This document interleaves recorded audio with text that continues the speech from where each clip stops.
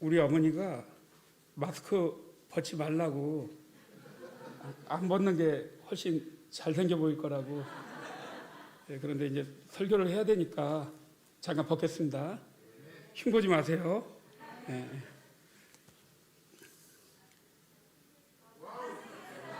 잘생겼죠?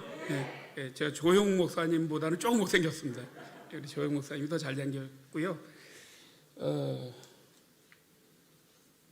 제가 우리 동작중앙교회 사실은 우리 성도님들 몰래 한 2번 왔다 갔습니다. 오면서 늘 교회를 바라보면서 마음이 흐뭇했어요. 하나님의 은혜가 충만한 교회구나, 그런 것을 느꼈고, 또 이렇게 신년 초에 사실은 이렇게 외부 강사님을 모셔다가 이렇게 집회한다는 건 쉬운 거 아니거든요.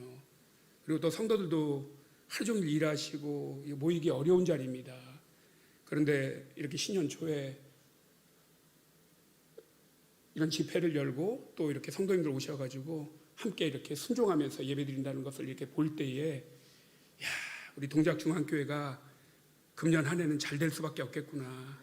하나님의 영적 부흥과 성장의 역사가 나타나겠구나, 그것을 느꼈습니다. 그리고 제가 맨 앞에서 지금 찬양을 했잖아요. 얼마나 찬양들을 그냥 뜨겁게 하시는지 귀가 멍멍해 죽겠어요. 그 정도로 열정과 하나님 앞에 헌신이 있는 모습들이 참 하나님께서 기쁘게 받으시겠구나라는 것을 느끼는 시간이었습니다. 잠깐 기도하겠습니다. 은혜와 사랑이 많으신 하나님, 60억이 넘는 인구 가운데 우리가 무엇이라고 하나님께서 자녀로 불러주시고 구원의 은총을 베풀어 주셨나이까. 그 은혜에 감사해서 신령과 진정으로 하나님께 예배드리기 위해서 이 자리에 모였나이다.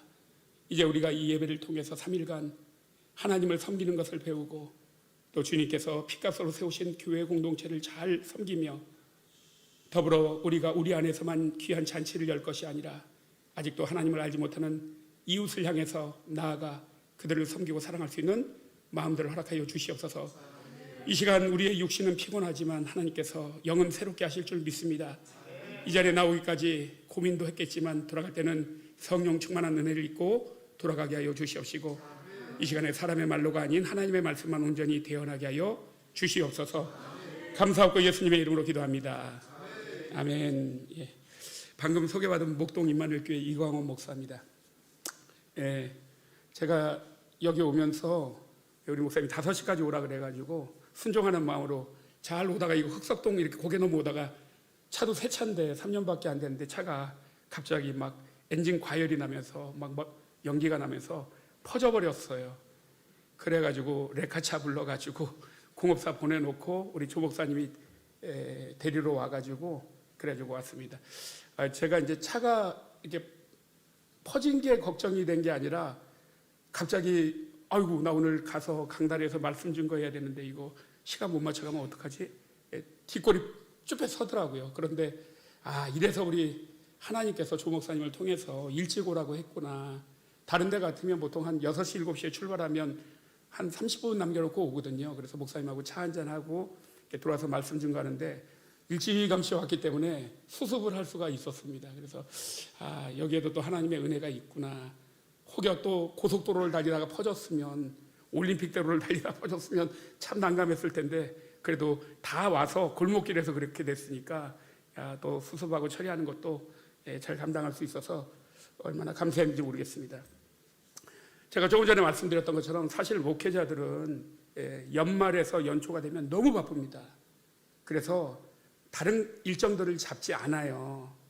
교회에 집중하고 또 새해 해야 될 일들을 쭉 하기 위해서 다른 일들을 잡지 않는데, 우리 조 목사님이 연말에 전화가 왔어요. 그래서 나는 당연히 하늘을 마무리하는 우리 덕담하려고 전화했구나 그렇게 생각하고 제가 전화를 받았더니 덕담을 하더라고요. 그래서 잘 지내고 있냐고 그렇게 얘기를 해서 그렇다고 했더니 갑자기 뜬금없이 연초에 와서 설교 좀 해줄 수 있냐고 해서,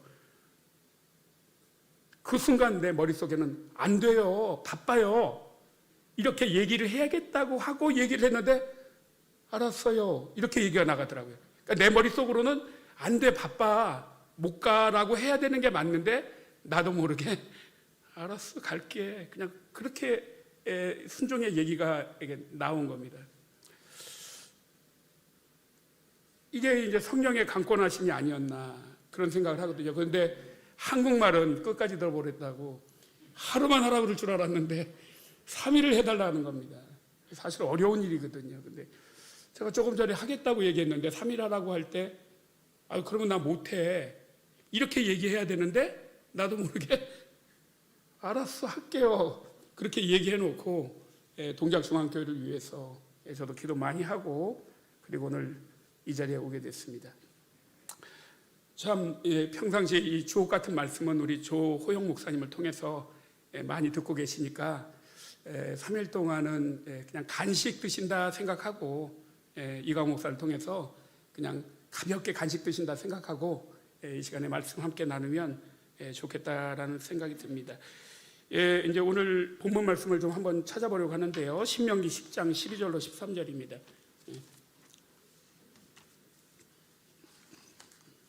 자, 우리 같이 한 절씩 좀 교독할까요? 신명기 10장 12절로 13절입니다. 제가 한 절, 여러분이 한 절 읽겠습니다. 278페이지. 찾으셨나요? 저녁 안 드셨나요? 드셨죠? 뭐 저한테 기분 나쁜 거 있으신가요? 아니시죠? 자, 우리 한 절씩 교독하겠습니다. 이스라엘아, 내 하나님 여호와께서 너에게 요구하시는 것이 무엇이냐? 곧 너의 하나님 여호와를 경외하여 그의 모든 도를 행하고 그를 사랑하며 마음을 다하고 뜻을 다하여 너의 하나님 여호와를 섬기고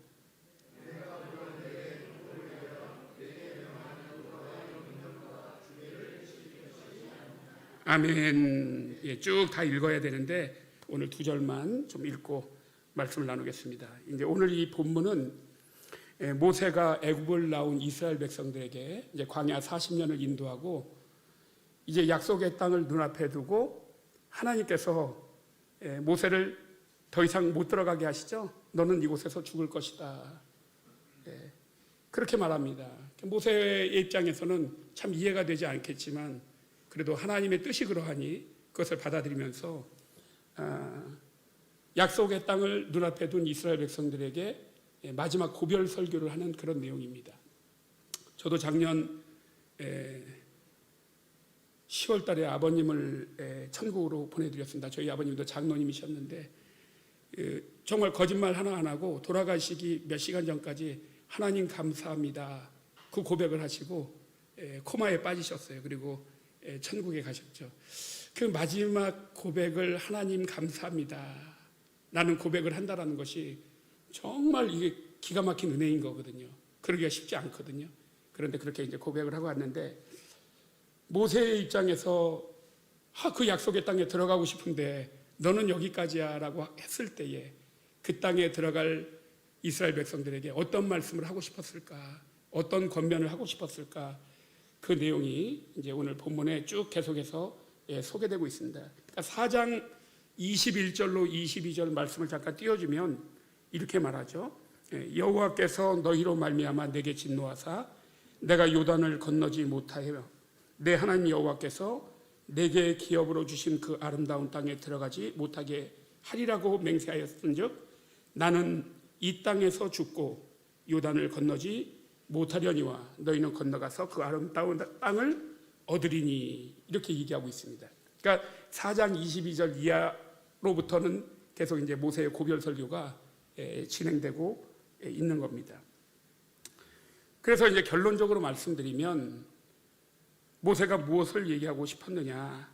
오늘 본문에 보면 바로 하나님께서 요구하시는 것에 순종하고 살아라. 하나님이 요구하시는 것에 너희들이 순종하고 살아라. 이겁니다. 앞서 우리 조 목사님께서 제 사역에 대해서 쭉 소개했는데 저는 이제 목동에서 복지 사역을 좀 했습니다. 그래서 아마 여기 혹시 그런 일을 하고 계시는 분들도 계실지 모르겠는데 장애인들을 돌보는 활동지원사를 파견하는 활동지원기관을 했는데 대한민국에서 제일 많은 선생님들이 계십니다. 870명이 넘게 계셔요. 연 120억 사업이거든요. 그래서 6년 전에 시작을 해가지고 그 정도로 이제 복지기관이 커졌거든요. 그 기관을 처음 낼 때에 이제 구청에서 인가를 받는데 얼마나 요구 사항이 까다로운지 몰라요. 하나를 해가면 이게 안 됐으니까 보완해 와라. 또 저게 안 됐으니까 다시 해와라. 그 요구 사항이 얼마나 많은지 모릅니다. 이스라엘 백성들은 애굽의 노예로 있었습니다. 그런데 하나님께서 모세를 통해서 그들을 인도해 내시죠. 그리고 아브라함에게 약속하셨던 그 약속의 땅으로 이제 인도해 가시면서 코앞에 두고 있습니다. 그들이 그 땅에 들어가면 끝나는 게 아니라 그 땅에서 정말 영원토록 축복을 누리고 또 그 이후에 있어질 하나님의 구원과 영생의 나라까지 이어지는 삶을 살기 위해서는 하나님의 요구하시는 것들을 반드시 순종해야 될 책임과 의무가 있다라는 것입니다. 저는 이 말씀을 보면서 이 자리에 있는 저와 여러분은 전부 다 과거에 죄로 인하여 하나님의 진노받기 합당한 존재들이었죠. 모두가 죄인이었기 때문에 하나님의 영광에 이를 수가 없었습니다. 그런데 하나님께서 예수 그리스도를 통하여 우리의 죄를 사하여 주셨고 우리를 세상과 구별된 거룩한 성도로 의로운 백성으로 삼아주셨습니다.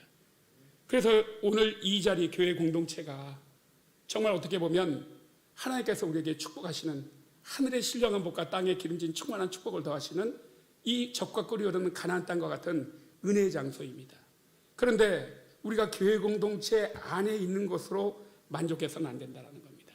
하나님께서 끊임없이 복음을 통해서 우리에게 순종을 요구하는 것들이 있습니다.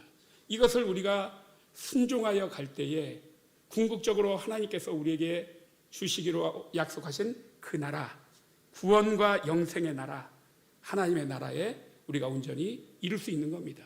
그리고 그 나라에 가기까지 우리는 이 땅에서 하늘의 신령한 복과 땅에 기름진 충만한 축복을 하나님께서 보너스로 더하여 주시는 축복들을 받아 누릴 수 있는 겁니다.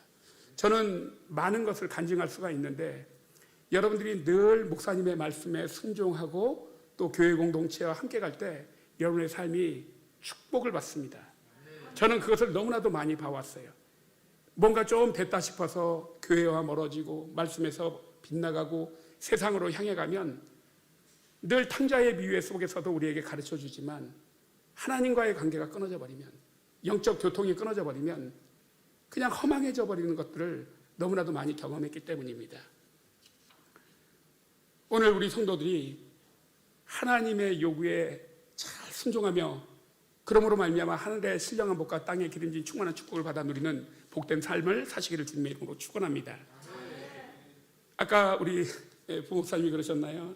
이제 올해가 시작한 지 이제 열흘밖에 안 됐다고. 신앙의 첫 단추를 우리가 잘 꿰었으면 좋겠습니다. 첫 단추를 잘 꿰라는 속담이 있는 것처럼 그래야 결과와 결실이 좋기 때문입니다. 저도 이제 목회자다 보니까 또 기관에서 근무하다 보니까 와이셔츠를 입을 일들이 많이 있습니다. 어느 때는 바빠가지고 막 잠그다 보면 어긋나게 단추를 깰 때가 있어요. 그대로 입고 나갈 수가 없잖아요. 그럼 다시 또 하나하나 풀러가지고 바쁜데 하나하나 또 다시 제대로 맞춰서 깨고 가는 거죠. 그런 것처럼 우리의 신앙생활이 하나님과 함께 가는 것이 신앙의 단추를 잘 깨는 삶입니다. 저는 이제 우리 성도들에게 그 말씀을 드리고 싶습니다. 그러면 과연 구원받은 성도들의 신앙의 첫 단추를 잘 깨는 삶이 무엇일까? 그것은 바로 고린도전서 10장 31절에 사도 바울이 고린도 교회 성도들에게 말씀하는 것처럼 그런즉 너희가 먹든지 마시든지 무엇을 하든지 다 하나님의 영광을 위하여 하라. 그렇습니다. 하나님의 영광을 위하여 사는 것이 신앙의 첫 단추를 잘 깨는 삶입니다. 여러분들이 지금 올 한 해를 시작하면서 나는 나의 영광을 위하여 사는지 아니면 내가 다니는 회사의 영광을 위해서 사는지 우리 가정의 영광을 위해서 사는지 한번 잘 돌아보시기 바랍니다. 우리는 세상 일을 하기에 앞서서 하나님의 구원받은 성도들입니다. 구별된 성도들이에요. 그래서 하나님의 영광을 위해서 살아가는 것이 신앙의 첫 단추를 잘 깨는 것입니다. 이 신앙의 첫 단추를 잘 깨면 신앙의 초점을 하나님께 맞추면서 살면 그 성도들에게는 복이 있습니다. 어떤 복이 있을까요? 요한복음 13장 32절에는 이런 말씀이 있습니다. 만일 하나님이 그로 말미암아 영광을 받으셨으면 하나님도 자기로 말미암아 그에게 뭐를 주신다? 영광을 주신다라는 겁니다. 하나님은 받기만 하시는 분이 아니에요. 하나님이 영광을 받으셨으면 하나님께 영광을 돌리는 자에게 뭐를 주신다고요? 영광을 주신다고요. 여러분들이 하나님의 영광을 받아서 산다면 이보다 복된 삶은 없다라는 것입니다. 그러면 하나님께서 우리에게 주시는 영광은 어떤 걸까요? 로또에 1등 당첨시켜주는 거? 아파트 청약했는데 딱 당첨되는 거? 우리 자식이 좋은 대학에 가는 거요? 이게 하나님이 우리에게 주시는 영광일까요? 그렇지 않습니다. 로마서 3장 23절과 24절에 보면 하나님께서 우리에게 주시는 영광이 뭔지 잘 나타나 있습니다. 모든 사람이 죄를 범하였음에 하나님의 영광에 이르지 못하더니 그리스도 예수 안에 있는 성령으로 말미암아 하나님의 은혜로 값없이 의롭다 하심을 얻었다, 이렇게 말합니다. 그러니까 죄인 되었던 우리가 값없이 하나님의 의로움을 얻게 된 것, 이게 바로 하나님의 영광입니다. 하나님이 우리에게 영광스러움을 주신 거예요. 죄인이었던 우리, 영원히 죽을 수밖에 없었던 우리가 의롭게 되었대요.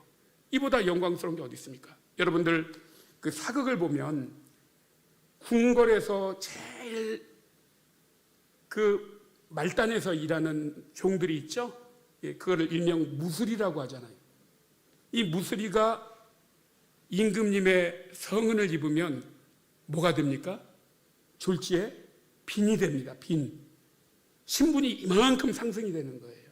그런 것처럼 우리는 저 말단 지옥 끝까지 가야 될 그런 쓸모없고 가치 없는 죄악된 인간이었는데 하나님의 성은을 입은 겁니다.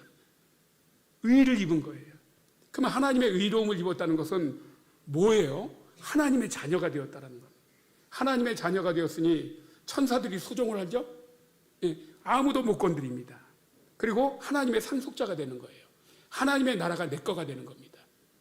하나님 것이 다 내 것이 되는 거예요.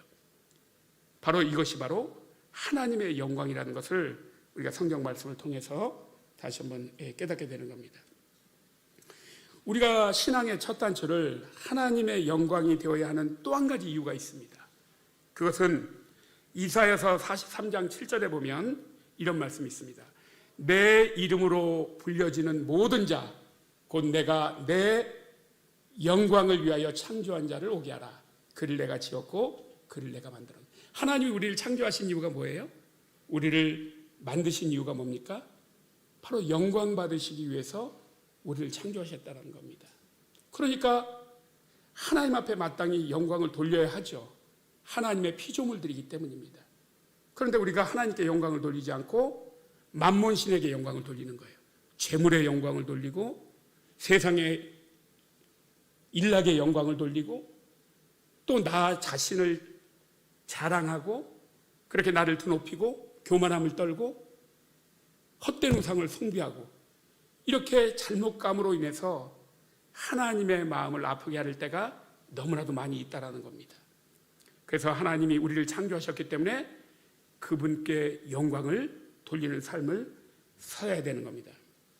제가 고등학교 3학년 때 이제 대학 진로 문제로 선생님이 어머니를 모시고 오라고 했어요. 부모님을 모시고 오라고. 그런데 제가 딱 성적표를 받아왔는데 참 기가 막힌 거예요.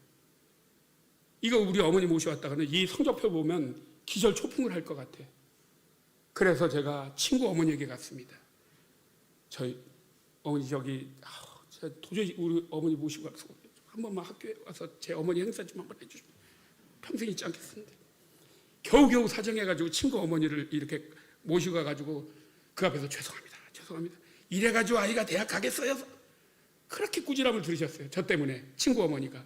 그리고 다 끝나고 나가는데 옆반 선생님이 아이고 성곤이 어머니 웬일이세요? 비 오는 날 먼지 나도록 얻어 터지고 저는 선생님한테요. 다시 어머님을 모시고 왔는데 참 부모님의 영광을 가려버린 거죠. 제가 좀 똑바로 하고 잘했으면 부모님 얼굴에 똥칠 안 했을 텐데 잘하지 못했던 거죠. 그러니까 여러분들의 삶의 행실이 하나님의 영광을 가릴 수도 있고 하나님의 영광을 드러낼 수 있는 삶을 살 수 있는 겁니다. 오늘 이 자리에 와서 이렇게 예배드리는 삶이 얼마나 하나님께서 영광 받으실 만한 삶인가, 하나님께서 기뻐하시고 또 하나님께서 충만한 은혜로 이 자리에 있는 우리 동작중앙교회 모든 성도들에게 역사하실 줄 믿습니다.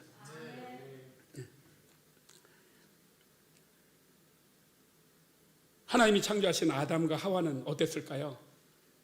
천국을 우리에게 의미하는 그 에덴 동산에서 저들은 부러울 것 없이 모자랄 것 없이 풍요로운 삶을 살 수 있었잖아요. 그런데 하나님의 영광을 가려버렸죠. 그 뱀의 유혹에 결국은 하나님과 동등될 수 있다는 교만함에 빠져가지고 하나님의 말씀을 불신하는 그런 죄를 범하고 결국 에덴의 축복을 잃어버리고 말았습니다. 그리고 저들은 에덴에서 쫓겨나고 말았죠. 그걸로 끝난 것이 아니라 그들의 죄가 온 인류에게 전가되는 것 아닙니까? 그래서 모든 사람이 죄를 범하였으며 하나님의 영광에 이를 수가 없었던 것입니다. 그런데 두 번째 아담으로 오신 예수 그리스도께서 온 인류의 죄를 한 몸에 감당하신 것이죠. 그리고 그 가운데 동작중앙교회 공동체를 그 예수 그리스도를 구주로 믿게 하심으로 말미암아 여러분들이 의롭게 되고 이제는 하나님의 영광 앞에 설 수 있게 됐으니 이보다 감사한 일은 없는 것입니다. 그래서 우리 성도들에게 먹든지 마시든지 무엇을 하든지 바로 하나님의 영광된 삶을 살라, 그 말씀을 드리는 겁니다. 여러분, 하나님의 영광을 위하여 산다는 게 뭘까? 바로 하나님의 요구에 순종하며 사는 것이라고 말씀드렸습니다. 저희는 제가 부러운 게 뭐냐면 우리 동작중앙교회는 교회를 예배당을 건축했잖아요. 저희 예배당은 건축된 예배당이 아닙니다. 임대예요. 지금 35년째 임대로 있습니다. 매월 임대료를 내야 됩니다. 그러다 보니까 건물주의 요구사항이 한두 가지가 아니에요. 여기다 못질하면 안 됩니다. 못질하지 마세요. 여기다 화분 내놓지 마세요. 조금이라도 주인의 심기를 건드리면, 건물주의 심기를 건드리면 나가 이럴까봐 굽신굽신하면서 최선을 다해서 그 건물주의 요구사항을 들어주는데, 건물주의 요구도 우리가 이렇게 굽신굽신하면서 들어주는데 조물주이신 하나님의 요구사항에 우리가 어떻게 해야 되겠습니까? 나를 창조하셨고 죄인된 나를 의롭게 하셔서 구원의 나라로 인도하시는데 여러분들이 하나님의 요구를 한 귀로 듣고 한 귀로 흘리는 것이 아니라 잘 순종하면서 가는 것이 복인 줄 믿습니다.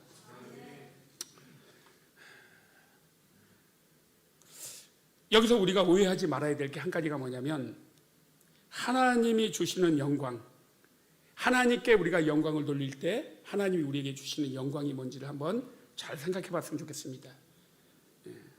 이 세상에서 떵떵거리고 사는 것이 아닙니다. 바로 하나님이 우리에게 주시는 영광은 우리를 의롭게 하심으로 말미암아 당신이 약속하신 그 나라에서 누리게 될 영광을 얘기하는 겁니다. 그래서 이 땅에서 그 영광을 누리기 위해서 우리는 좁은 길로 가는 거예요. 가시밭길로 가는 겁니다. 우리가 섬기고 희생하고 헌신을 해야 되는 겁니다. 여러분, 얼마 전에 월드컵이 있었죠. 손흥민 선수가 어마어마한 연봉을 받습니다. 그걸 주급으로 받아요. 몇 억씩 받습니다. 한 주가 지나가면 몇 억씩 받는 거예요. 그 선수가 그런 위대한 선수가 되기까지, 몸값이 어마어마하게 나가는 선수가 되기까지 그 삶의 과정이 얼마나 고통스럽고 힘들었겠습니까? 말도 못했겠죠. 그런 것처럼 성도에 가는 길이 꽃길이 아닙니다. 넓은 길이 아니에요. 평탄한 길이 아닙니다. 어느 성도들 치고 어느 제자들 치고 그렇게 평화로운 길로 가지 않았습니다. 그들의 끝은 늘 순교가 있었고요, 어려움이 있었습니다. 그래서 그 하나님의 나라라는 영광스러운 그 나라를 바라보면서 예수님께서 요한복음 12장 23절에 제자들에게 이제 십자가의 길을 앞두고 이런 말씀을 했습니다. 예수께서 대답하여 이르시되 인자가 뭐를 얻을 때가 왔다? 영광을 얻을 때가 왔도다. 이런 말씀을 하거든요. 여러분, 이게 지금 무슨 말씀입니까? 지금 예수님은 십자가 죽음의 길을 갈 때가 임박했다는 겁니다. 죽으러 가는 건데 어떻게 영광이라고 얘기할 수가 있어요? 바로 성도들의 영광은 이런 겁니다. 바로 예수님은 아버지 되시는 하나님의 요구에 순종하신 거예요. 그런데 이것이 바로 영광을 얻을 때가 됐다라고 예수님은 받아들이고 있는 겁니다. 그러니까 예를 들면 이런 겁니다. 제가 며칠 전에 옛날에도 한번 봤는데, 뮤지컬로 봤는데, 그 영웅이라는 도마 안중근 의사의 그 일대기를 다룬 영화가 얼마 전에 개봉됐었습니다. 그 안중근 의사가 그 대한민국의 원흉인 이토우 히로부미를 이제 만주 하얼빈역에서 이제 총으로 저격해서 죽이죠. 예. 결국 그 일로 31살이라는 젊은 나이에 이제 사형장에서 이슬처럼 사라지게 됩니다. 그 영화의 첫 장면이 이제 함께하는 동지들하고 단지 동맹을 맺는 장면입니다. 큰 눈밭에서 자기의 손가락 하나를 절단을 합니다. 그리고 내가 3년 안에 그 민족의 원흉인 이토우 히로부미를 죽이지 못한다면 자기 스스로 자결을 하겠다라고 그렇게 뜻을 품습니다. 그리고 그 뜻을 이루죠. 그리고 그 일본 법정에 서서 마지막 하고 싶은 얘기를 하라고 할 때 안중근 의사가 이런 대사를 합니다. 한 나라의 국민으로 태어나 조국을 위하여 죽는 것은 참된 영광이니, 이런 고백을 하거든요. 조국을 위하여 죽는 것은 참된 영광이라고 그렇게 말을 합니다. 그러니까 안중근 의사를 그 이토우 히로부미를 죽이라고 요구한 것은 누구냐? 바로 조국입니다. 나라가 그에게 요구한 거예요. 그는 품 안에 나라의 자주 독립밖에 없었던 거거든요. 조국이 나로 하여금 저 민족의 원흉인 이토우 히로부미를 죽이라고 그렇게 끊임없이 마음속에서 요구하였고, 안중근 의사는 그 요구를 받아들여서 이토우 히로부미를 저격해서 죽였고, 그리고 그는 법정에서 나라를 위하여 죽는 것은 참된 영광이라고 고백하고 있는 겁니다. 그리고 안중근 의사의 후손들은 그를 민족을 위해서, 민족의 독립을 위해서 싸웠던 영웅이라고, 우리는 영광스럽게 그를 영웅이라고 칭호하고 있지 않아요. 그를 존경하고 또 그런 애국심을 우리가 닮아가자고 고취시키고, 이런 모습을 통해서 참 이 영광의 길을 간다는 것이 꽃길이 아니구나, 어려운 길이구나, 하나님이 영광 받으시고 우리에게 주시는 영광은 그냥 막 하늘에서 막 금싸라기가 내려오듯이 막 좋은 것들이 막 내려오듯이 그런 것이 아니라 바로 하나님의 나라를 이루어가기 위해서 우리가 헌신하고 희생하고 섬기고 가야 될 일들이 우리에게 요구되어지고 있는 것이구나. 이 길이 고통스럽지만, 어려운 길이지만, 여러분들이 새벽을 깨워서 몸들여 예배드리는 것, 육신은 피곤하고 얼마나 힘든 일입니까? 고난이지만 그것이 하나님께 영광이 되는 일이고, 이 밤에 빨리 가셔서 밥 먹고 씻고 텔레비 보다가 주무셔야 되는데 왜 이 자리에 앉아 있습니까? 바로 하나님이 우리에게 2023년도 동작중앙교회 영적 부흥과 또 성장과 우리의 믿음의 회복과 성령의 충만함 가운데 하나님을 영화롭게 하기 위한 그런 예배를 통한 의지와 믿음을 다지기 위해서 이 귀한 시간을 요구하신 거 아니에요, 하나님이? 그거에 대한 여러분들이 순종했을 때에 여러분들은 하나님께 영광을 돌리고 하나님께서 요구하신 영광의 길을 나아가고 있다는 것을 꼭 기억하시기를 바랍니다. 사랑하는 성도 여러분, 그러면 하나님께서 요구하시는 것이 무엇이냐? 그거 짧게 보고 이제 말씀을 정리합니다. 바로 오늘 13절에 보면 뭐라고 얘기하고 있어요? 12절에 보면 이스라엘아, 내 하나님 여호와께서 너에게 요구하시는 것이 무엇이냐? 곧 너의 하나님 여호와를 뭐하라? 경외하는 것이다. 여러분, 경외라는 말이 뭡니까? 공경하고 두려워한다라는 뜻입니다. 그러니까 하나님을 무서워하라는 게 아니에요. 여기 두려워하라는 말은, 공경하고 두려워하라는 뜻은 우리가 존경한다, 리스펙트 이런 말을 쓰죠. 존경보다도 더 높은 것입니다.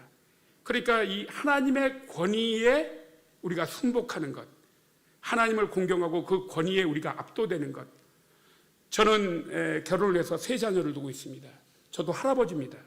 큰딸이 시집을 가가지고 지금 손녀가 5살입니다. 그렇게 안 돼 보이죠? 돼 보이나? 그런데 이제 우리 큰딸이 아빠를 되게 어려워해요. 저는 장녀라고 어려서 이 큰딸을 조금 이렇게 좀 권위 있게 대했습니다. 그래서 맞이기 때문에 네가 잘해서 동생들에게 본이 되어야 된다 해서 항상 목소리를 깔았어요. 그래가지고 좀 잘못하면 이렇게 혼도 내고 그랬습니다. 뭐 손찌검 이런 건 안 했는데 그냥 말 한마디면 아이가 그냥 이렇게 무서워해요. 그런데 지금은 이제 결혼도 하고 자녀도 낳고 그랬는데도 아빠를 대하면 이렇게 좀 뭔가 이렇게 그렇대요. 뭐라고 말할 수는 없지만 우리가 학교 다닐 때 선생님 그러면 선생님 앞에 가기가 조금 좀 그렇죠. 선생님 뭐 이렇게 저기 한 것도 없는데. 여러분들 목사님 어떠세요? 우리 조영 목사님. 저하고 너무 재밌어요. 둘이 앉으면 제잘제잘 2시간도 3시간도 얘기하는데 목사님 좀 어려우시죠? 권위가 있기 때문에 그런 거예요. 하나님은 권위와 질서를 주셨거든요. 그러니까 하나님을 경외한다는 것은 하나님의 권위, 그 하나님의 우리에게 허락하신 그 질서, 그 앞에 우리가 승복하며 나아가는 거거든요. 그러니까 하나님 앞에 압도되는 거죠. 우리가 벅찹니다. 막. 그래서 이 하나님을 경외하라고 했는데 바로 하나님이 요구하시는 것은 하나님 여호와를 경외하는 것이다. 그 경외하는 것이 뭐냐? 3가지로 얘기하고 있습니다. 첫 번째는 모든 도를 행하고, 여기 모든 도를 행하라는 것은 말씀에 순종하라는 겁니다. 그게 하나님을 경외하는 거예요. 하나님이 요구하시는 것입니다. 두 번째는 그를 사랑하며, 하나님을 최고로 사랑하는 거예요. 하나님과 재물을 겸하여 섬길 수 없다고 했죠? 하나님을 최고로 사랑하는 것. 하나님, 오직 내 안에 하나님이 제일이십니다. 세 번째는 마음을 다하고 뜻을 다하여 내 하나님 여호와를 뭐하라? 섬기라는 겁니다. 자, 그러면 이것을 총체적으로 나타냈던 사람이 누구냐면 아브라함입니다. 아브라함이 창세기 22장 11절로 12절 보면 아브라함이 하나님의 말씀에 순종하여 독자 이삭을 사랑함에도 불구하고 하나님을 더 사랑하여 그 이삭을 데리고 하나님이 지시하시는 모리아산으로 데려갑니다. 그리고 한 번제단에서 칼을 들고서 그 아브라함을 내려치는 그 찰나에 하나님의 음성이 강하게 들려와요. 그게 바로 여호와의 사자가 하늘에서부터 그를 불러 이르시되 아브라함아 아브라함아. 얼마나 다급했으면 2번이나 부르겠습니까? 하시는지라. 아브라함이 이르되 내가 여기 있나이다 하매 12절이네. 사자가 이르시되 그 아이에게 너의 손을 대지 말라. 그에게 아무 일도 하지 말라. 내가 내 아들 내 독자까지도 내가 아끼지 아니하였으므니 내가 이제야 네가 하나님을 뭐하는 줄? 경외하는 줄을 알았다. 이게 바로 경외라는 거예요. 여러분 100살의 자식을 얻었습니다. 무엇과 바꿀 수가 있겠어요? 최고로 사랑스럽잖아요. 그런데 그 아들을 번제물로 드려요. 아브라함이 하나님을 더 사랑하는 마음이 없으면 할 수가 없습니다. 여러분들이 교회를 위해서 섬기고 하나님 앞에 드리고 이런 모든 것들이 하나님을 사랑하는 마음이 있기 때문에 그렇게 하는 겁니다. 하나님을 사랑하는 마음이 식어지면 절대 그게 될 수가 없습니다. 그런데 그렇게 살아가는 것이 복이고 축복이에요. 이거는 어디까지나 저희 교회에 내려오는 전설입니다. 저희 교회에만 내려오는 전설이에요. 베데스다 연못가의 전설이 있죠.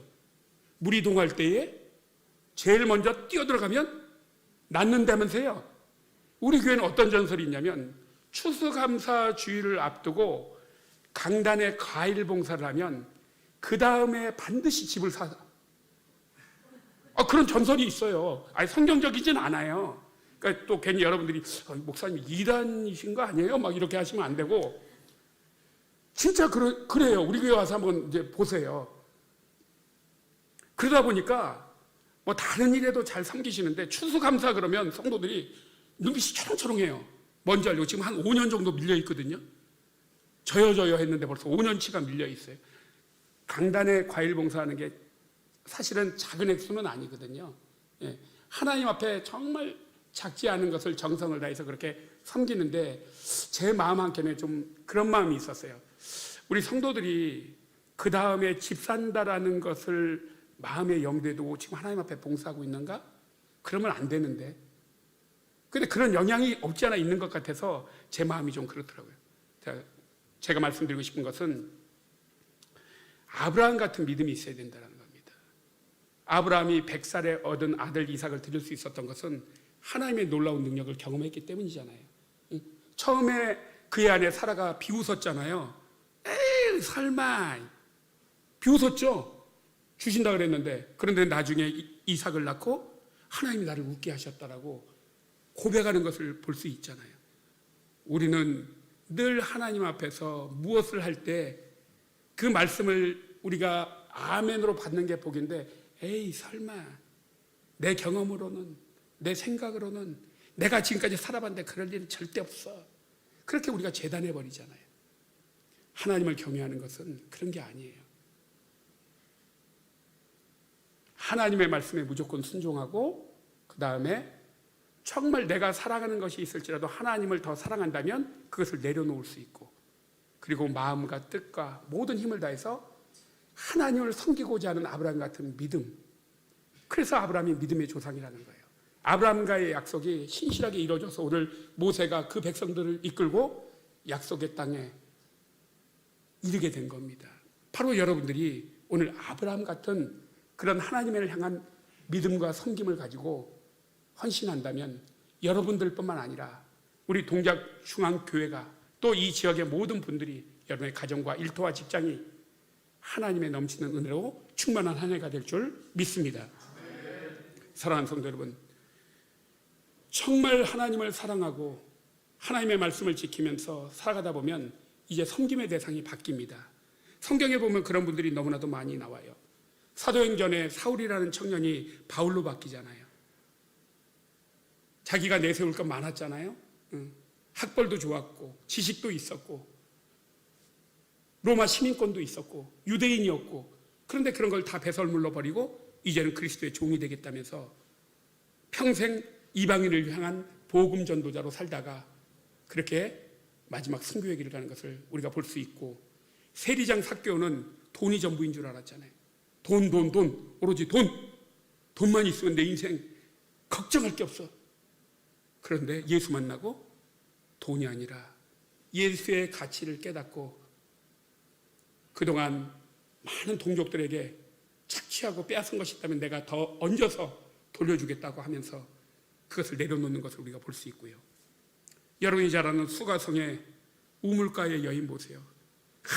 내 인생을 꽃길로 걷게 할 그런 이상적인 남자, 그런 남자를 만나기 위해서 늘 애쓰고 발버둥 쳤지만 결국 예수님 만나고 이제 그의 인생의 목마름이 예수로 바뀌는 것을 우리가 볼 수 있잖아요.